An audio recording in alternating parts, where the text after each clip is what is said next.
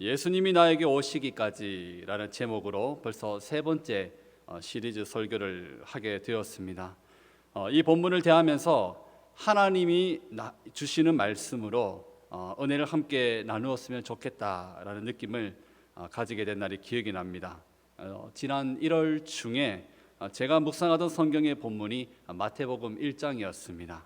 그래서 이 본문을 보면서 하나님이 주신 은혜가 있었고 또 이렇게 나눌 수 있게 되었습니다. 근데 이전에 이 본문이 어렵게 다가오면서도 그 속에 담긴 인물들의 역사를 배워가면서 조금씩은 그렇게 가까이 할 수 있었던 그런 부분이었다고 생각합니다. 참 연약하고 실패하게 보이는 그런 인생, 그리고 족보와는 어울리지 않을 것 같은 여러 여인들의 이름이 등장하기까지 참으로 낮아지신 예수님에 대해서 또 감동하고 감사하게 되는 그런 본문으로 늘 감사하고 또 생각하고 있었습니다. 근데 그날 묵상하면서 문득 이런 생각을 하나님이 하게 하셨습니다. 어떻게 한 서신, 한 성경, 한 책을 시작하는 도입 부분에 그것도 예수님을 소개하면서 왜 하필 족보라는 그런 내용을 처음에 넣게 되었을까라는 궁금증이었습니다. 아무래도 이것이 상식적이지 않고 이상해 보일 수밖에 없는 모양새였습니다. 그래서 한 번도 그렇게까지 이상하다고 생각해 보지 않았는데 그날따라 이 부분을 읽으면서 좀 깊이 묵상을 하게 되었던 것 같습니다. 여러분도 한번 생각해 보십시오. 하나님이 우리를 사랑하시고 포기하지 않으시는 것은 사실 참으로 정말 이상한 것입니다. 왜냐하면 늘 배신하고 늘 죄짓고 늘 넘어지는 악한 인생인데 왜 죄의 결과에 따른 약속대로 하지 않으시고 우리를 용서해 주시고 또 구원해 주시는지, 그리고 하나님은 그런 우리를 너무나 떳떳하고 자랑스럽다고 이렇게 나타내시며 선포하고 소개하고 계신다는 것입니다. 그러니 이것이야말로 하나님이 우리를 얼마나 사랑하시는지를 보여주시는 것이 아닐까 하였습니다. 하나님이 우리를 포기하지 않으시는 모든 역사를 소개하고자 한다면 이렇게 족보를 가져왔어도 나열할 수밖에 없는 것이구나라고 이렇게 볼 수 있었던 것입니다. 시작부터 실패한 우리 인간의 죄의 역사, 그러나 그 시작부터 다시 끌어안으심으로 끊임없이 돌이키시고자 이어가시는 하나님의 구원 계획은 이 마태복음 1장의 족보 안에 고스란히 다 담겨져 있는 것입니다. 오늘 세 번째 시간은 이제 이스라엘이 소년기와 청년기를 지나서 그 혈기와 화려한 모양이 꺾인 이후의 역사를 담고 있습니다. 지난 시간에 나눴던 것처럼 가장 화려했던 다윗과 솔로몬의 시대를 지나고서 이제 이스라엘은 저물고 있습니다. 노년기에 접어든 것입니다. 그리고 나라를 잃고 포로가 되어서 그 포로 시대, 끌려가는 시대가 열렸습니다. 이스라엘이라는 이름은 남아있지만 이제 그들의 땅도 없고 자신들의 주권도 없고 자랑할 만한 민족적 자부심이나 보일 만한 것이 하나도 없었습니다. 다른 나라의 포로로 끌려가 그들이 시키는 대로 살아가고 자신들의 문화와 풍습은 감추면서 이제는 눈물과 광야로 점철된 시간이 열리게 된 것입니다. 그래서 이스라엘 백성들은 본인들조차도 그때의 스스로에 대한 그리고 하나님에 대한 소망과 비전이 다 사라져 버렸던 순간이었습니다. 그런데 누가 이때에 여전히 꿈을 꿀 수 있다고 말한다거나 다시 소망을 품거나 처음과도 같은 은혜의 첫사랑을 기대할 수 있겠다고 말할 수 있겠습니까? 그러나 하나님께서 오늘 우리들에게 말씀하십니다. 그럼에도 불구하고 하나님은 오늘 말씀을 통해서 끝난 것 같고 꺾인 것 같지만 그것은 하나님의 관점이 아니라는 것을 우리에게 분명히 말씀해 주고 싶어 하십니다. 저물어 가는 듯한 이스라엘의 노년기 역사지만 그 시간의 끝에는 약속대로 예수님이 메시아로 이 계보 안에 찾아오셨고 그것이 하나님의 모든 계획임을 우리도 함께 볼 수 있게 되는 것입니다. 오늘 이러한 말씀의 은혜 안에서 넘어지고 상하고 실패한 기억으로 다시 소망을 갖기 힘든 분들에게는 역사와 인생의 주인이 되시는 하나님 앞에서 다시 일어설 수 있는 시간이 되기를 소망합니다. 그리고 하나님이 살아계시며 이 세상과 나를 다스리고 인도하고 계시는 분이 정말 맞는지 아직 그 은혜와 그 사실이 도무지 어렵게만 느껴지는 분들이 계시다면 정말 하나님은 살아계시고 역사를 주관하시며 나를 아시고 나를 위해 예수님을 구원의 선물로 보내주셨다는 것을 깨달을 수 있는 그 첫사랑의 시간이 되기도 소망합니다. 예수님의 계보는 아브라함이라는 이름과 다윗이라는 이름으로 시작하였습니다.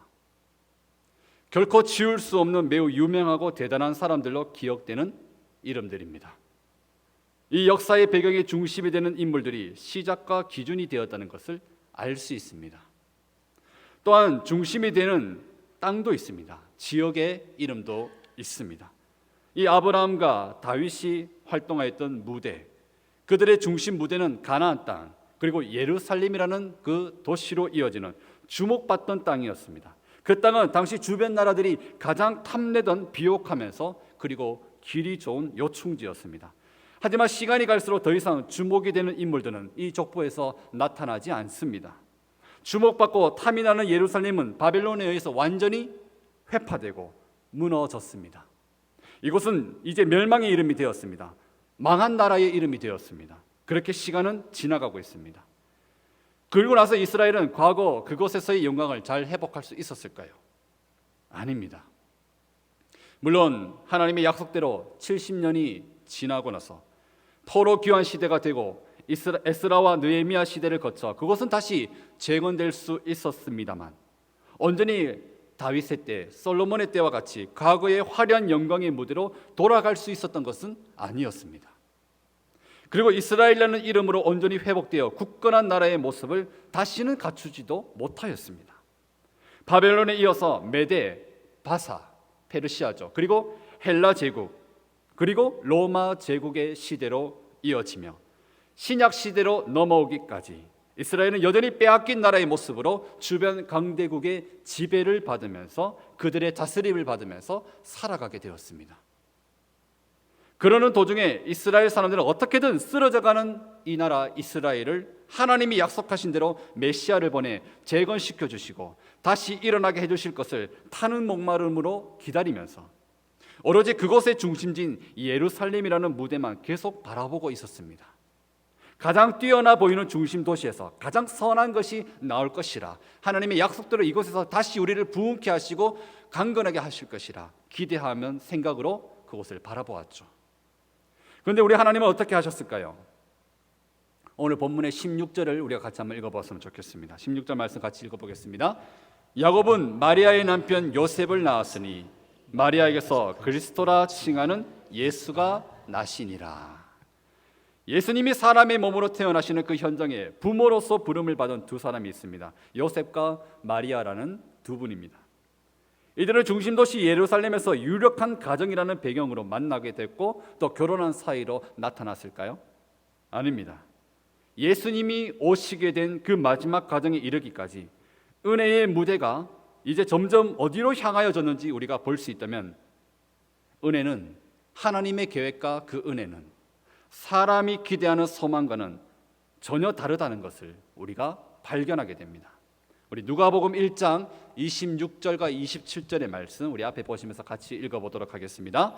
여섯째 달에 천사 가브리엘이 하나님의 보내심을 받아 갈릴리 나사렛이란 동네에 가서 다윗의 자손 요셉이라 하는 사람과 약혼한 처녀에게 이르니 그 처녀의 이름은 마리아라.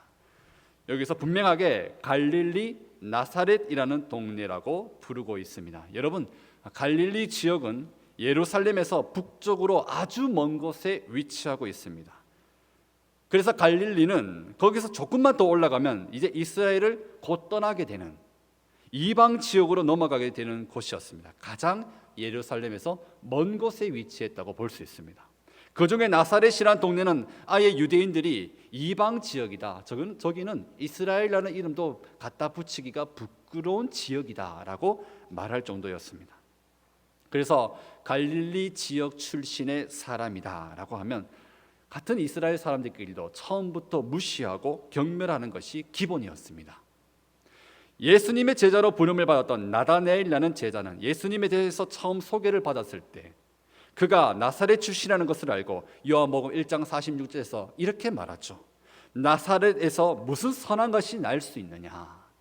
그래서 예수님을 만나보지 않았지만 그의 출신 지역이 어딘지 듣고 나서 그분은 왠지 우리가 기다리는 메시아가 아닐 것 같다는 그런 분위기를 대답으로 얘기했던 것이죠. 그 정도였습니다.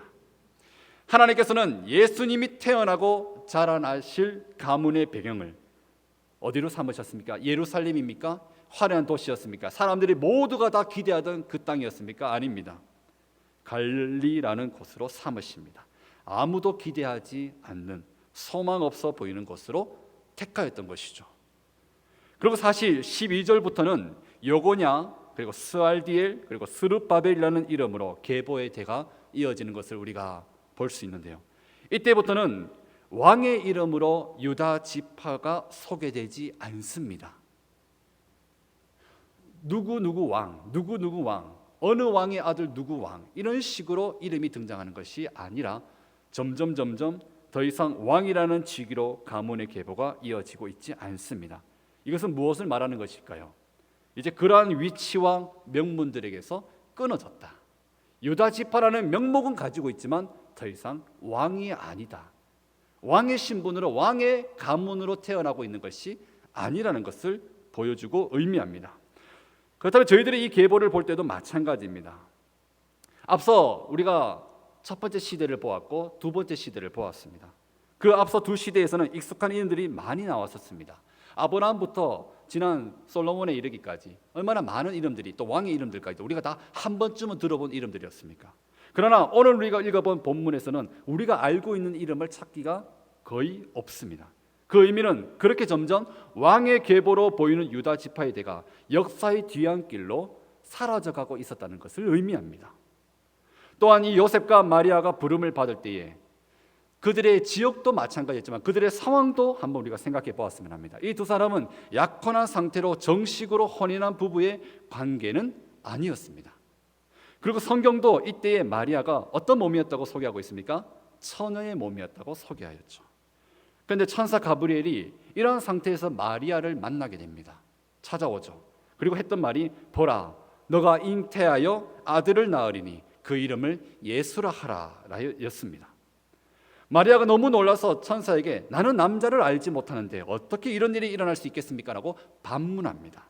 이것은 단순히 천사의 말을 믿지 못함이 아니라 하나님의 이 말씀으로 오히려 그것이 내게 시련으로 다가올 수도 있겠습니다 라는 그 상황을 얘기한 것이죠.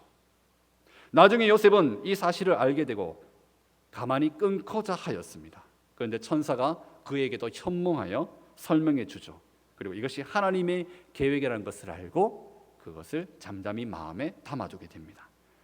그러나 그렇다 할지라도 이 모든 것은 어떤 상황입니까? 결코 쉽지 않은 상황을 그들이 만나게 되었다는 것을 의미합니다.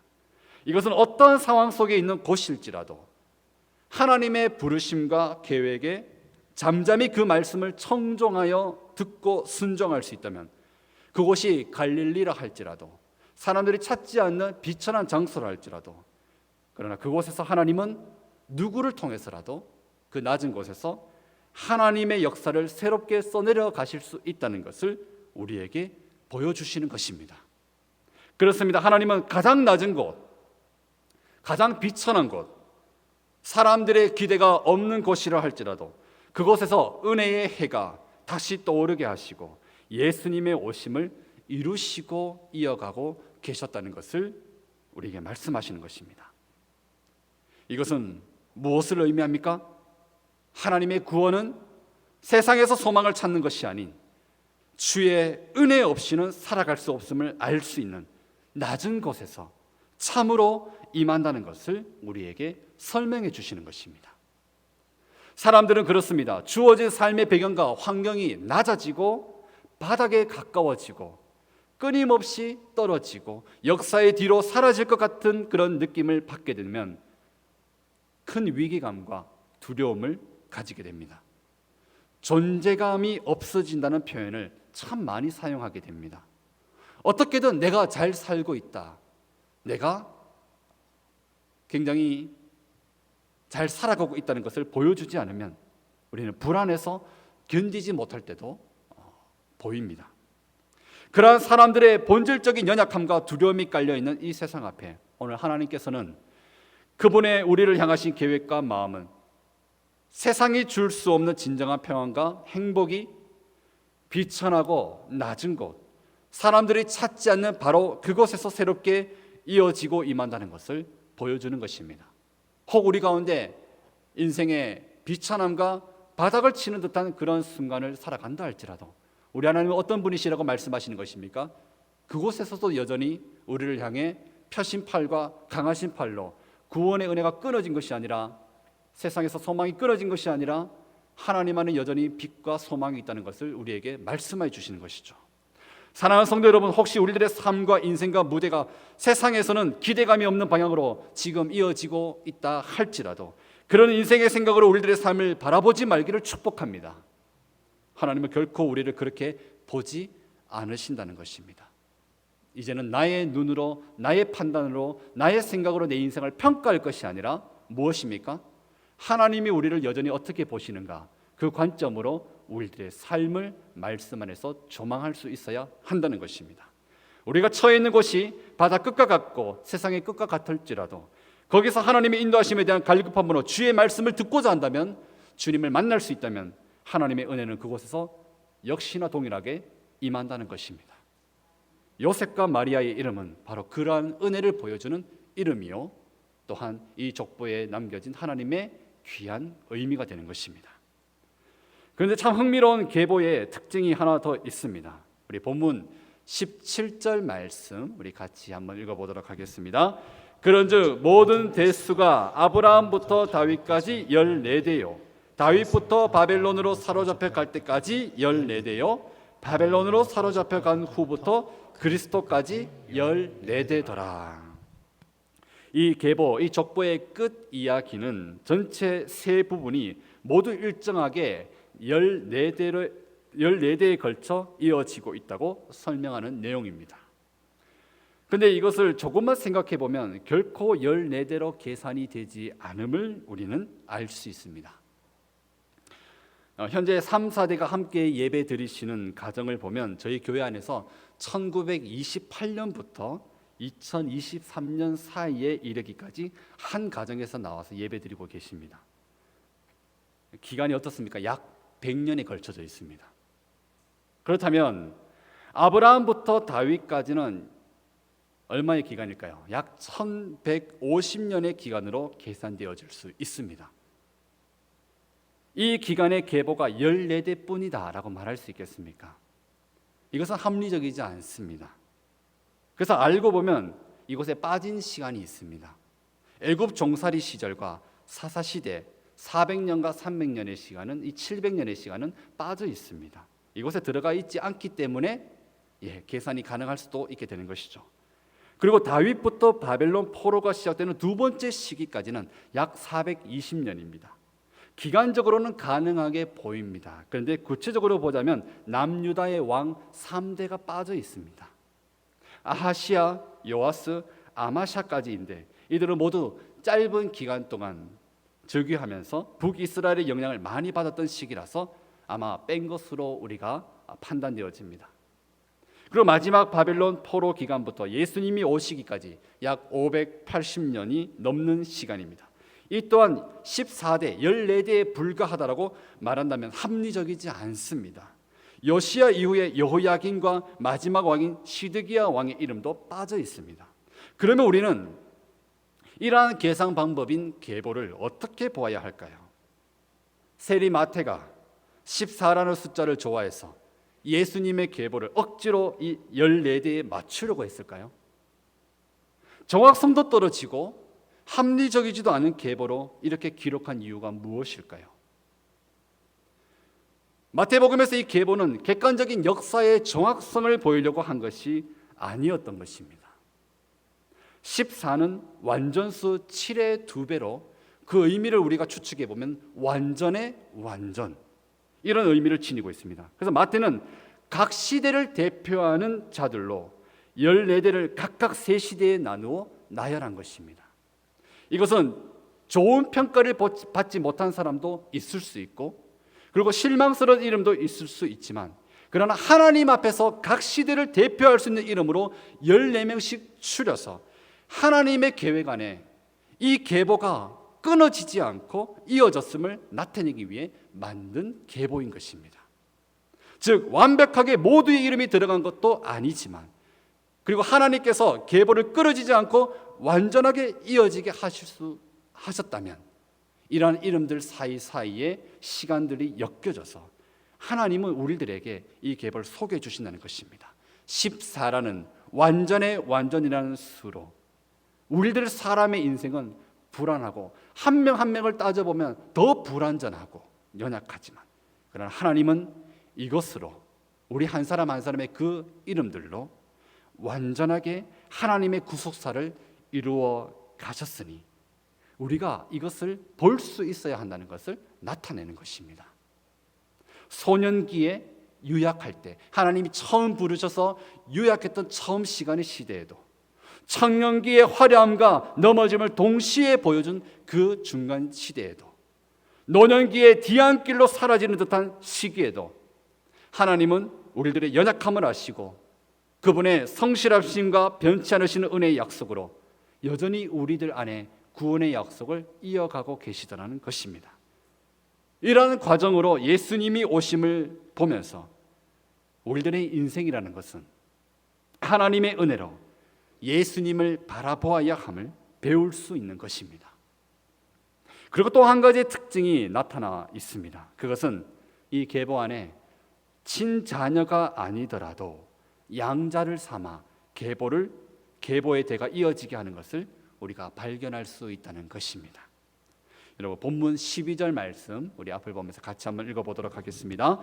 바벨론으로 사로잡혀 간 후에 요고냐는 스알디엘을 낳고 스알디엘은 스룹바벨을 낳고 이렇게 기록되어 있는데 여기서 스알디엘은 스룹바벨을 낳고라는 부분을 보시면서 우리가 더 기억하시면서 이번에는 역대상 3장 17절에서 19절까지의 말씀을 같이 한번 읽어보도록 하겠습니다. 사로잡혀간 여고냐의 아들들은 그의 아들 스알디엘과 말기람과 부다야와 세나살과 여가마와 호사마와 느다바요 부다야의 아들들은 스룹바벨과 시므이요. 스알디엘과 부다야가 형제간이고 부다야의 아들이 스룹바벨로 나오고 있습니다. 그렇게 보자면 마태복음에서의 계보에는 친부와 친자로 그 이름들이 올라간 것이 아니라 삼촌과 조카의 이름으로 올라가져 있는 것입니다. 이 부분을 두고 학자들이 여러 의견들이 있습니다. 그런데 대부분 추측하기에 두 가지로 이렇게 추려집니다. 한 가지는 스알디엘이 자식 없이 죽어서 조카를 자신의 법적 상속자로 세웠을 것이다. 아니면 동생인 부다야가 형 대신 가문의 대를 이어가게 하는 역할을 했으리라고 보고 있다는 것입니다. 이 중에 어떤 견해를 취하여도 상관없습니다. 그 두 사람의 이름이 친부와 친자의 이름으로 올라간 것이 아님에도 대를 이어가게 하는 그 이름으로 이곳에 삼았다는 것은 어떤 것입니까? 양자로 삼아서 그 대를 이어가게 했다는 것을 우리가 발견할 수 있는 것이죠. 이것은 자격 없는 상속자에게 아들이 아닌 자에게 상속자로서의 자격을 부여했다는 것을 의미합니다.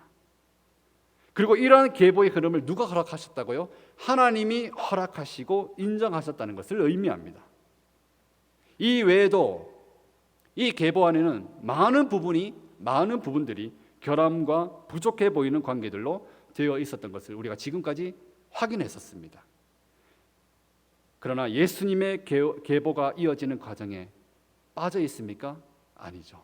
더 사용되어지고 더 채워지고 있다는 것을 알 수 있습니다. 이러한 특징을 통해 우리가 생각해 봐야 할 것이 있습니다.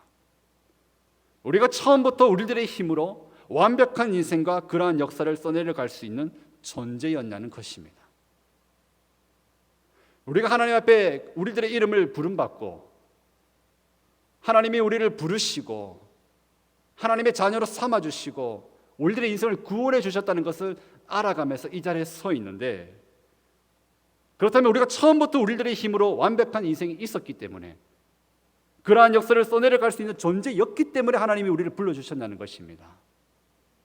만약에 조금도 결함이 없이 아주 깨끗하고 완벽하고 부족함 없는 인생으로 채워진 우리들의 모습이 기준이었다면, 그리고 우리가 그렇게 만약 살았다고 자부할 수 있다면 우리는 우리들의 공로와 수고로 만족하여 하나님의 인도하심과 도우심이 필요 없을 것입니다. 처음부터 하나님의 약속을 떠나 있었습니다. 처음부터 죄인으로 시작한 인간으로서 우리는 매 순간이 대가 끊어지는 존재였고, 약속도 다 깨뜨렸고, 불순종하여 언약을 지키지 못하는 자들로 서 있었습니다. 그러나 대가 끊어질 뻔할 때마다 자격 없는 자를 양자로 삼아 주셔서 이 은혜의 가문을, 믿음의 가문을 이어가게 하심을 우리가 보게 되는 것입니다. 그리고 그 끝에 예수님이라는 하나님의 유일하신 독생자를 통해 그 아들을 그 끝에 자격 없는 존재인 우리를 위해 십자가의 피값으로 대신 구속하여 주시죠. 우리가 다 하나님의 아들과 딸로 다시 부름을 받을 수 있도록 자격을 회복하게 하시는 구원의 선물로 보게 하시는 것입니다. 이것은 우리가 받은 하나님의 완전하게 하시는 은혜는 바로 양자로 삼아주시는 의미와 같다는 것입니다.